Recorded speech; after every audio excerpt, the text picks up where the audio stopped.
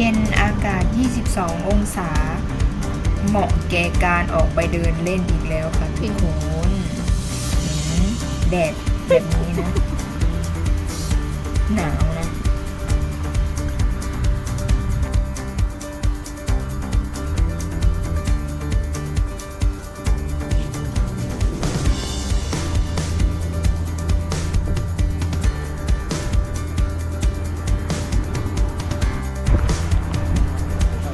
มาดูกันค่ะว่าจุ้ยเห็นอะไร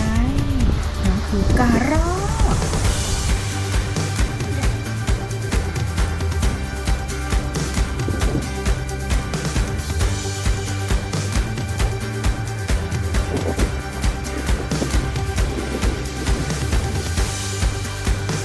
ไอ้ลูกไปไหน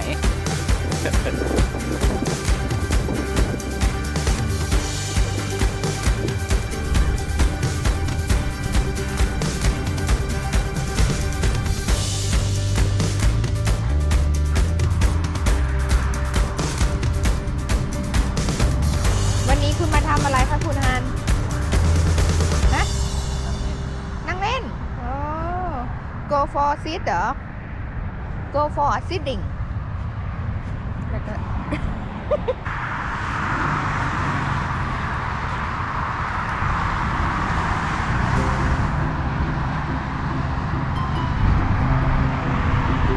วันนี้ก็เช่นเคยมาดูเครื่องบินกันอีกแล้ว แต่ว่ามาดูที่หน้าอพาร์ตเมนต์ค่ะ มาแล้วลำที่หนึ่งของเรา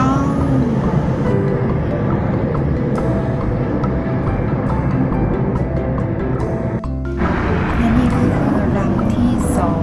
ในวันนี้โอ้ลำที่สามวันนี้ใหญ่มากลำใหญ่มาก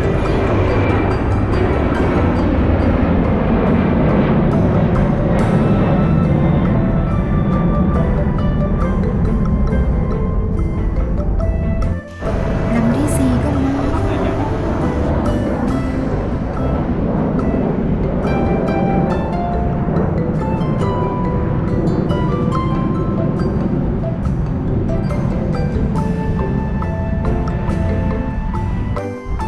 ที่ลมมันพัด ความลมพัด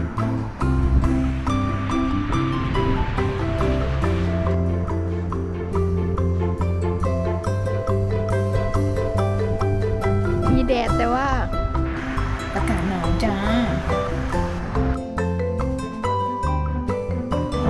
ลำที่ห้าค่ะเห็นลำนิดเดียวเอง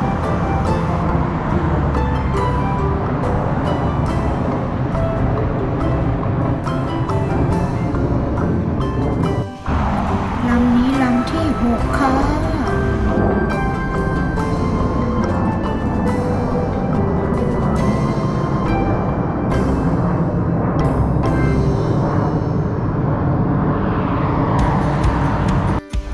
ลำนี้ลำที่เจ็ดค่ะ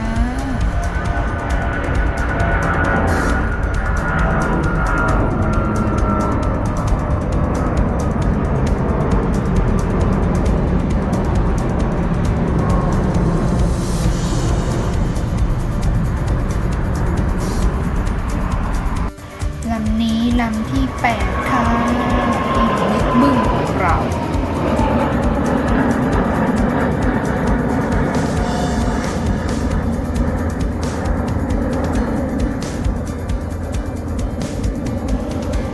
วันนี้พอแล้วค่ะ8 ลำไม่ไหวหนาว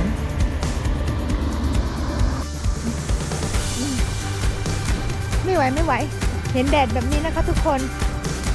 หนาวที่มูกจนย้อย แดดแรงแบบนี้เนาะแต่หนาวนะบอดัสขี้ย้อย